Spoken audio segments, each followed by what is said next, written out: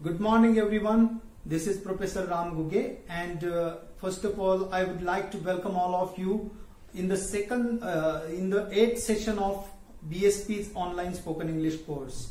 As discussed earlier, today we are going to learn perfect continuous tense of all the present, past and future tenses, right? So that is the only tense remaining. So 3 tense along with their 9 structures. This is what we are going to learn today. But before that, I would like to show you something which is very important to get motivation from, right? आपल्याला कोणतीही गोष्ट शिकण्यासाठी कुठून तरी काहीतरी प्रेरणा मिळाली पाहिजे. त्यावेळेस आपल्याला विश्वास बसतो की हे आपल्याला शक्य आहे. गेली 10 वर्ष म्हणजे पहिलीपासून 10वी पर्यंत इंग्रजी शिकत असताना जर का 10 वर्ष शिकल्यानंतर जरी इंग्रजी बोलता येत नसेल तरी कुठेतरी आपल्याला ही मनामध्ये खंत असते की आपण 10 वर्ष एक विषय शिकतो आणि त्याच्यामध्ये बोलू शकत नाही. परंतु मी एक अशी व्हिडिओ तुम्हाला दाखवणार आहे जी व्हिडिओ आहे पानिपत हरियाणा मधली एक अतिशय दुर्गम भागामध्ये खेड्यात राहणारी मुलगी. तिचं नाव आहे जान्हवी पवार. तिला ऑलमोस्ट 13 भाषा ती 12व्या वर्षापर्यंत वयाच्या शिकलेली आहे आणि American accent, Canadian accent, Australian accent, British accent, world wide international लेवलला जेवढे इंग्रजीचे ऍक्सेंट अवेलेबल आहेत मे बी 7 ते 8 जे की पॉप्युलर ऍक्सेंट, रिसिव्ड प्रोनाउन्सिएशन पासून सगळे तेवढ्या ऍक्सेंट वरती त्या मुलीची कमांड आहे. तर सर्वप्रथम लेक्चरच्या सुरुवातीला एक 5-6 मिनिटाचा तिचा व्हिडिओ बघायचा, जेणेकरून की आपण जे कारण सांगतो ना की मी मराठी मीडियमचा आहे, मी ग्रामीण भागातला आहे, तिथे एन्व्हायरमेंटच नव्हतं, आजूबाजूला इंग्रजी बोललं जात नाही आणि मग त्याच्यामुळं आम्हाला जमत नाही, ह्या सगळ्या प्रश्नाची उत्तरं 6 मिनिटाचा व्हिडिओ बघितल्यानंतर तुम्हाला भेटतील. सर्वप्रथम तो व्हिडिओ बघून घ्या, त्याच्यानंतर आपण present perfect continuous tense, past perfect continuous tense आणि फ्युचर परफेक्ट कंटिन्युअस टेन्स हे स्टडी करणार आहोत. चला तर मग बघूया व्हिडिओ फर्स्ट एंड देन. दिलचस्प है क्योंकि एक ऐसी खास शख्सियत हमारे साथ मौजूद है जो लाजवाब है. 12 साल की है और 12वीं में पढ़ती है. जब वो बोलती है तो अच्छों की बोलती बंद हो जाती है. हम आपको बताएंगे वो कौन है, कहां से आई है, क्या करती हैं, पर उसकी सबसे बड़ी खासियत पहले बता दें आपको कि हरियाणा के एक छोटे से कस्बे में रहती है, लेकिन अमेरिकन और ब्रिटिश एक्सेंट में क्या फर्क है बखूबी जानती हैं. न सिर्फ जानती हैं बल्कि समझती हैं, बोलती हैं, अपने से बड़े बड़ों को सिखा सकती हैं.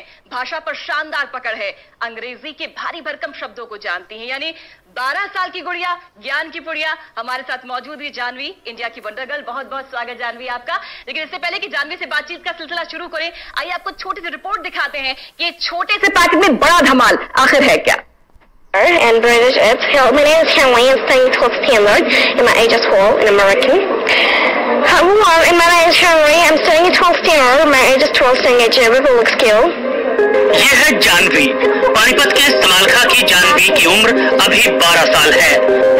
जानवी देश विदेश की 13 भाषाओं में निपुण है, इसलिए उसे वंडर गर्ल के साथ साथ वर्ल्ड गर्ल भी कहा जाता है. उसकी फर्राटेदार ब्रिटिश और अमेरिकन इंग्लिश सबको हैरान कर देती है. जानवी की फ्रेंच भाषा पर भी अच्छी पकड़ है. इतना ही नहीं, 35 विषयों पर सामान्य ज्ञान के प्रश्नों के जवाब दे सकती है जानवी. साथ ही 50 सेकंड में विज्ञान की पीरियोडिक टेबल सुना सकती है. जानवी की माने तो उसने 13 भाषाओं को सीखने के लिए कहीं से कोई ट्यूशन नहीं ली. सिर्फ इंटरनेट पर उससे संबंधित वीडियो क्लिपिंग के जरिए ही उसने ये सब कुछ सीखा है. जानवी बड़े होकर IAS या IFS अफसर बनना चाहती है और हाल ही में जानवी ने देश के 8 राज्यों से आए IAS अधिकारियों के सामने अपनी स्पीच दी थी. और जब जानवी ने बोलना शुरू किया तो अफसर ताकते रह गए.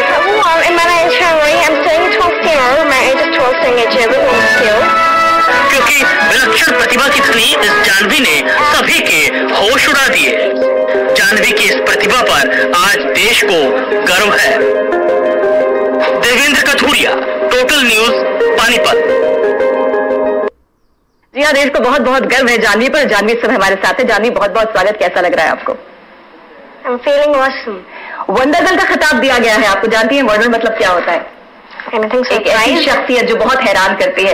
सबसे पहले तो जानना चाहेंगे जानवी की कहाँ से आपकी शुरुआत हुई, कहाँ पढ़ती हैं, कौन सी कक्षा में पढ़ती हैं, उनका क्या है, पूरा बताइए. हमारे बहुत से लोग हैं जो जानना चाहते हैं आपके बारे में. अपने एक्सेंट में या फिर हिंदी में? आप पहले हिंदी भाषा में बताइए, आप कहाँ की रहने वाली हैं, कौन सी क्लास में पढ़ती हैं?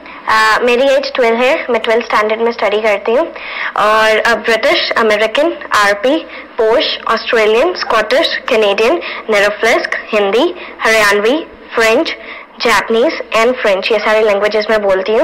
और जेवी पब्लिक स्कूल जो कि पटोदा में है, इन झज्जर मैं पढ़ती हूँ और गुड़गांव में स्टे करती हूँ, बट मैं रहने वाली पानीपत की हूँ। बहुत सारी तस्वीरें हम आपकी देख रहे हैं, बड़े बड़े लोगों के साथ हैं, सीएम साहब भी हैं और एक से बढ़कर एक शख्सियत है जानवी। नन्ही सी उम्र है लेकिन इतना बड़ा कमाल आपने किया है, क्या कभी सोचा था आप इस मुकाम तक पहुंच पाएंगी? मैंने सबसे पहले जब स्टार्टिंग की थी उस टाइम एम तो लेके चला था कुछ ऐसा, बट इतना ज्यादा वो नहीं था, इतना ज्यादा होप की नहीं थी कि वहां तक पहुंच पाऊंगी, बट पहुंच गई। That's my pleasure. ये आपके दिमाग में कैसे आया कि मैं अंग्रेजी पहले जानूं और उसके बाद अमेरिकन और ब्रिटिश जो एक्सेंट है वो इस तरह से अपनाऊं? ये क्या गलत थी या अचानक से हो गया, क्या आपके दिमाग में? एक्चुअली मैं शुरू से ही लोकल स्कूल में पढ़ी थी अप टू 10th। मैंने एक विलेज का स्कूल था, वो है था तो प्राइवेट ही, बट विलेज का स्कूल था एंड स्टूडेंट्स वहाँ पे ज्यादातर हिंदी भी अच्छे से नहीं बोलना जानते थे। तो वहाँ पे when I was 5 and half तो मैंने एनुअल फंक्शन में अपने स्कूल की एंकरिंग की थी और करने के बाद एक जो गूगल बॉय है कौटिल्य पंडित, उनके फादर स्टेज पे आए, he was as a guest of honour annual function में। वो स्टेज पर आए, उन्होंने कहा ये लड़की एक दिन कुछ ना कुछ करेगी। इंग्लिश तो आती थी उस टाइम तक, बट ज्यादातर पर्सन जो कि मिलने आते थे उन्होंने ये कहना शुरू कर दिया था कि आप किसी भी हाई स्कूल में जाएंगे, यहाँ इस स्कूल तक ये तो ठीक है कि आपको इंग्लिश आती है, यहाँ तक तो है ये एक सरप्राइजिंग थिंग, चाहे किसी के लिए भी हो कि आप इतनी सी एज में इंग्लिश बोल रही हैं। लेकिन अगर आप बाहर जाएंगी, आप हाई स्कूल्स में जाएंगी, तो वहाँ पे तो नर्सरी LKG क्लास के भी स्टूडेंट्स इंग्लिश बोलते हैं। सो आपके पास क्या स्पेशल है? देन आई थॉट, तो फिर मम्मा ने मुझे बताया कि आप क्यों ना फॉरेन लैंग्वेजेस करो, कि then I will be starting with the accents. तो फिर मैंने एक्सेंट से, देन मेरे मम्मा और पापा, बिकॉज जितना भी मेरा बेसिक है वो सारी मेरी मदर की वजह से है, और आज जो मैं हूँ एक्सेंट्स एंड दैट ऑल वो सारा मेरे फादर की वजह से है। ये चीज जो है वाकई बहुत ही कमाल की है, क्योंकि लोग सोचते हैं कि हम छोटे इलाके में रहते हैं, छोटे स्कूल में पढ़ते हैं, तो शायद हम कुछ खास नहीं कर पाएंगे, लेकिन जानवी ऐसे लोगों के लिए मिसाल है, ऐसे परिजनों के लिए भी और बच्चों के लिए भी। जानवी, पहले तो आपकी जो ये विशेषता है, अमेरिकन और ब्रिटिश लैंग्वेज आप बहुत अच्छे से बोलती हैं, पहले तो ये बोलकर सुनाइए।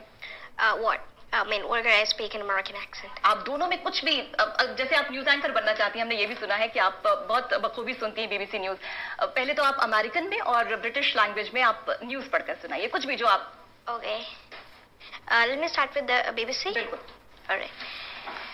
Good evening, welcome to the evening time. You're watching BBC News with me, and this is Global. I'm Janvi Pawar with you on BBC. I'm getting to the first headline. Pink here is the Canada wildfire. The Canada wildfire appeal joining from Canada only. John, what do you think there? Because have you ever made a video and making the video, what were you feeling? Because you are at the neighborhood society. So what do you think there? Were there any of the circumstances because of which the wildfire was there? Now a different person is there, and the anchor is joining from for that person from Canada. So tell me, I didn't think so that here most of the persons are being crying because there was the parole which we are getting, and most of the persons are crying that is their mom out or the kids, their children. So everybody is crying, but near about 8,800 people according to your survey, and BBC survey, the people going for the survey at the Canada wildfire. Thank you very much, Joe. So the real news about Canada wildfire will be soon joining with you. We're taking a little break here. We'll soon return to the break on BBC One News. This is Global. बहुत अच्छा, ये आपने British accent पे आपने बताया, अब American accent में बोल के जरा बताइए।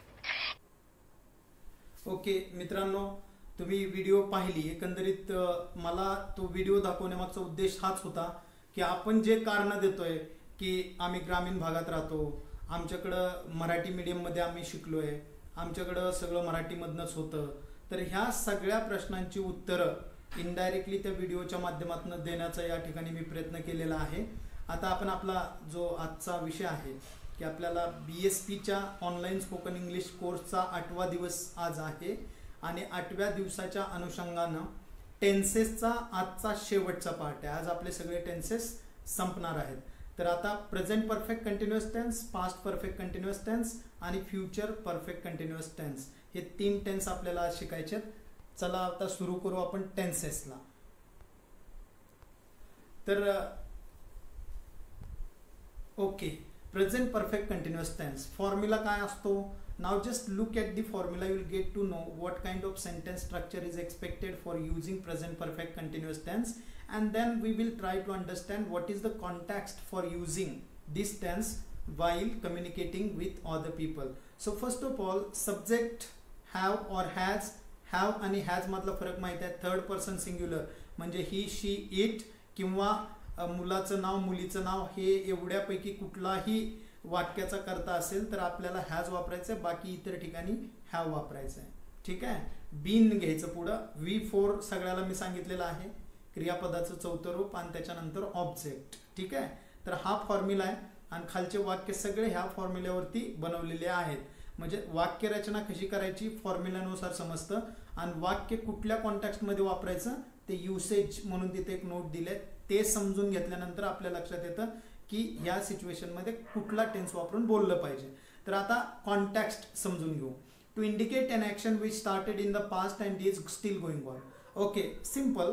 First I will explain in English and then Marathi. Okay, the action started in the past, it is going on in the present, and it will go on in the future also. And if you want to describe this kind of any action, then you have to use present perfect continuous tense. For example, you started learning BSP's online spoken English course 8 days ago. So 8 days ago becomes past. Still in present moment you are learning BSP's online spoken English course and it will go on for next 7 days. So action started in the past, the action is going on in the present, and action will go on in the future also. And to talk about this situation we use present perfect continuous tense. How I will tell you. We have been learning English since 25th April 2020. म्हणजे 25 April 2020 पासून आम्ही इंग्रजी शिकत आलेले आहोत, असा आपण त्याचा मराठी अर्थ होतो. तर सिच्युएशन सिंपल आहे. एखादी क्रिया भूतकाळात चालू होणे, ती चालत चालत वर्तमानात येणे आणि ती भविष्यात पण चालू असणे, अशी कुठलीही सिच्युएशन जर आपल्याला डिस्क्राईब करायची असेल तर आपण प्रेझेंट परफेक्ट कंटिन्युअस टेन्सचा वापर करतो. I have been carving the statue since last month. याचा अर्थ मी गेल्या महिन्यापासून एक पुतळा कोरत आलेलो आहे, असा त्याचा मराठी अर्थ होतो. My daughter has been collecting the old coins since her childhood. माझी मुलगी ओल्ड कॉइन जमा तिच्या लहानपणापासून ओल्ड कॉइन जमा करत आलेली आहे. Okay. These students have not been attending any lectures for last 2 days. हे विद्यार्थी गेल्या 2 दिवसापासून कोणतेही लेक्चर अटेंड करत आलेले नाहीत. निगेटिव्ह आहे. And Javed Khan has not been making any plans. Javed Khan कोणताही प्लॅन बनवत आलेला नाही. अशा पद्धतीने आपण प्रेझेंट परफेक्ट कंटिन्युअस टेन्स मध्ये वाक्य बनवतो. आता ह्याचं निगेटिव्ह आणि क्वेश्चन स्ट्रक्चर, पॉझिटिव्ह स्ट्रक्चर समजून घेऊ. We have been learning English from Ram sir since 25th April. Positive. Negative करत असताना फक्त हॅवच्या पुढे नॉट प्लेस केलं की झालं negative. We have not been learning English from Ram sir since 25th April. Negative. We have been. आता हे तर हॅव फक्त पहिले घेतलं आणि वी पुढे घेतलं की क्वेश्चन झाला. Have we been learning English from Ram sir since 25th April? Question. तर अशा पद्धतीनं हे वाक्याचे 3 स्ट्रक्चर पॉझिटिव्ह, निगेटिव्ह आणि क्वेश्चन बनतो. तर एकंदरीत प्रेझेंट परफेक्ट टेन्स आपण ह्या ठिकाणी समजून घेतला. आता दुसरा जो की past perfect continuous tense. Formula subject plus had been plus V4 plus object. Subject असणार, हॅड बीन असणार, त्याच्यानंतर क्रियापदाचं चौथं रूप असणार आणि शेवटी वाक्याच्या प्रत्येक वाक्यामध्ये ऑब्जेक्ट असतं. To indicate an action which started in the past and was going on in the past. अशी क्रिया जी भूतकाळात सुरू झाली आणि काही काळ भूतकाळातच चालली आणि ती संपली, म्हणजे तिचा प्रेझेंटशी कुठलाही संबंध आलेला नाही. म्हणजे आता उदाहरण द्यायचं झालं एक मराठीत सोपं एक्झाम्पल सिच्युएशनचं तुम्हाला समजेल असं. तर समजा मी 2015ला एक कंपनी सुरू केली आणि 2017 पर्यंत ती कंपनी चालवली आणि 2017ला ती कंपनी बंद पडली. म्हणजे action started in the past 2015, चालली 17 पर्यंत, 2015 ते 17 was going on. The action was going on for 2 years in the past आणि आता 2020 आहे, 17ला कंपनी बंद पडली, म्हणजे प्रेझेंटशी कुठलाही तिचा संबंध नाही. अशी कुठलीही ऍक्शन जर आपल्याला डिस्क्राईब करायची असेल तर आपण पास्ट परफेक्ट कंटिन्युअस टेन्स वापरतो. उदाहरणार्थ तेच मी जे सिच्युएशन सांगितलं तिचं उदाहरण पहिलं देतो. I had been running a company from 2015 to 2017. मी एक कंपनी चालवत आलेलो होतो 2015 पासून 2017 पर्यंत. तर अशा पद्धतीने आपल्याला पास्ट परफेक्ट कंटिन्युअस टेन्सचा वापर करता येतो. आता हे वाक्य बघा. She had been watching the TV for 2 hours. ती 2 तासापासून टीव्ही पाहत आलेली होती. इथं आहे म्हणायचं नाही, होती म्हणायचं. I had been teaching English for 7 years. आता हे असं म्हणायचं असेल तर आता मी इंग्लिश शिकवत नसलेला पाहिजे. तर ह्याचा अर्थ काय होतो? I had been teaching English for 7 years. तर मी 7 वर्षापासून इंग्रजी शिकवत आलेलो होतो. आहे म्हणायचं नाही. आहे प्रेझेंट परफेक्ट कंटिन्युअस मध्ये, होतो पास्ट परफेक्ट कंटिन्युअस मध्ये. The committee had been projecting the data in wrong way. The committee had been projecting the data in wrong way. ती कमिटी जो डेटा आहे तो चुकीच्या पद्धतीनं प्रोजेक्ट करत आलेली होती असं म्हणावं लागेल. Had she been waiting for me there. आता हा क्वेश्चन आहे. ती माझ्यासाठी वाट पाहत आलेली होती का, असा त्याचा अर्थ होतो. तर एकंदरीत आपल्याला हे आता फक्त निगेटिव्ह, पॉझिटिव्ह आणि क्वेश्चन हे 3 गोष्टी समजून घेऊ आणि मग पुढचा टेन्स जो की फ्युचर परफेक्ट कंटिन्युअस टेन्स आहे ते पाहून घेऊ आपण. She had been watching the TV for 2 hours. Okay, ती 2 तासापासून टीव्ही पाहत आलेली होती. Negative, she had not been watching the TV for 2 hours. ती 2 तासापासून टीव्ही पाहत आलेली नव्हती. आणि had she been watching the TV for 2 hours. ती 2 तासापासून टीव्ही पाहत आलेली होती का. Okay, question. तर अशा पद्धतीनं पास्ट परफेक्ट कंटिन्युअस टेन्सचा वापर आपण इंग्रजी बोलताना करतो. त्याची सिच्युएशन एकच आहे. एखादी क्रिया भूतकाळात चालू होणे, ती चालत चालत चालत चालत थोडा वेळ चालणे आणि त्याच्यानंतर भूतकाळातच ती संपणे. त्या क्रियेचा वर्तमानाशी कोणताही संबंध नसणे.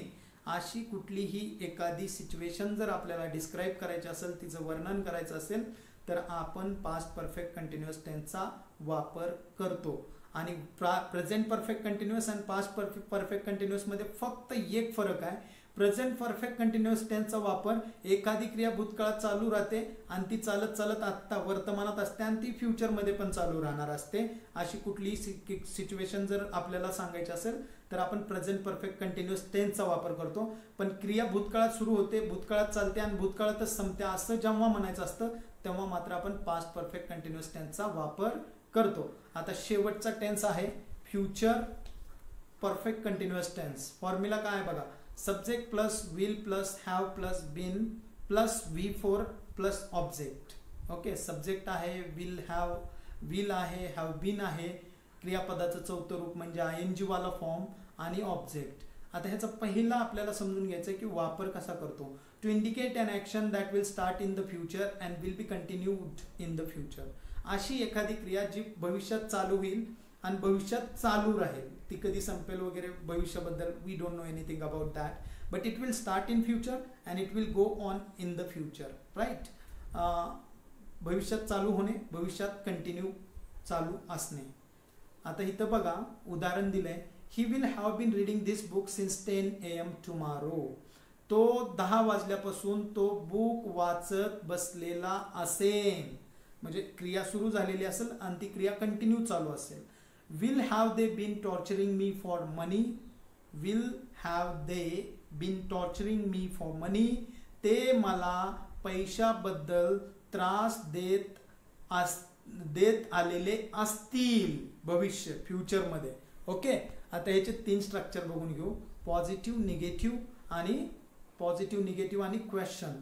We will have been working in MNC. MNC म्हणजे multinational companies. We will have been working in MNC. समजा आता तुम्ही 10वीला आहात, 5 वर्षांनी तुम्ही ग्रॅज्युएट झाले आणि ग्रॅज्युएटच्या नंतर जर तुम्हाला मल्टीनॅशनल कंपनीमध्ये तुमचा जॉब चालू असेल असं म्हणायचं असेल. आमचा job we will have been working in MNC. भविष्यात आम्ही मल्टीनॅशनल कंपनीमध्ये काम करत असू, म्हणजे काम चालू असेल. We will have not been working in MNC. आम्ही भविष्यात मल्टीनॅशनल कंपनीमध्ये काम करत असलेले नसू. Okay, will we have been working in MNC. भविष्यात आम्ही मल्टीनॅशनल कंपनीमध्ये काम करत असू का, प्रश्नचिन्ह आहे. बरोबर. तर अशा पद्धतीने आपल्याला 3 स्ट्रक्चर, म्हणजे टोटल आज आपण 9 स्ट्रक्चर, प्रेझेंट परफेक्ट कंटिन्युअस टेन्सचे 3, पास्ट परफेक्ट कंटिन्युअसचे 3 आणि फ्युचर परफेक्ट कंटिन्युअसचे 3, म्हणजे 9 स्ट्रक्चर, 3 टेन्सेस आणि 3 वेगवेगळ्या सिच्युएशन, इतकं आपण आज समजून घेतलेलं आहे. तर आजच्या पुरतं एवढंच. उद्या परत भेटू. उद्या जरा नवीन लेक्चर असेल. आता टेन्स संपलेला आहे. एकंदरीत आपण part of speech plus tenses अतिशय रेकॉर्ड टाईममध्ये आपण सगळा ग्रामरचा मेजर पोर्शन कंप्लीट केलेला आहे. आता याच्यानंतर ज्या राहिलेल्या गोष्टी आहेत, ज्या की स्पीकिंग स्किल्सशी जास्त रिलेव्हंट आहे. चांगले इंग्रजी बोलण्यासाठी मॉडल वर्ब्स आपल्याला आले पाहिजे, फ्रेझल वर्ब्सचा वापर कसा करायचा हे समजलं पाहिजे. पुढचे काही लेक्चर त्याच्यावरती असतील. आणि एकंदरीत तुम्ही फक्त डिमोटिवेट होऊ नका, कारण तुम्हाला मी जे आज व्हिडिओ पाठवला आहे तो एवढ्याचसाठी की एखादी मुलगी पानिपतमध्ये, पंचकुला डिस्ट्रिक्टमध्ये कुठल्या तर छोट्याशा गावामध्ये शिक्षण घेऊन जर अमेरिकन सोबत 8 ॲक्सेंटमध्ये परफेक्ट आणि 13 भाषामध्ये वयाच्या 12व्या वर्षी परफेक्टली बोलत असेल, तर आपल्याला फक्त एकच स्टेप क्रॉस करायची आहे की न्यूट्रल साधं सुद्धा इंग्रजी बोलायला शिकायचं आहे. आणि हे आपल्याला नक्की जमणार. फक्त तुम्ही प्रयत्न करा. Definitely I am there to help you. आणि हा BSPचा ऑनलाईन स्पोकन इंग्लिश कोर्स तुमच्यासाठी, त्या फक्त तुमच्या प्रॉब्लेम, ज्या तुमचे जे प्रॉब्लेम आहेत इंग्लिश संदर्भातले, ते कुठंतरी डील करता यावे म्हणून ह्या कोर्सचं आयोजन केलेलं आहे. आणि तुम्ही या कोर्सचा भरपूर सराव करा, वाचा नोट्स दिलेल्या आणि त्यातनं एक्सरसाइज सोडवा. आजच्या पुरतं एवढंच. मी आज इथं थांबतो आणि उद्या परत आपण भेटू. नवीन टॉपिक, नवीन एनर्जी, नवीन ऊर्जा. तत्पूर्वी मी तुमची रजा घेतो. Thank you so much. धन्यवाद.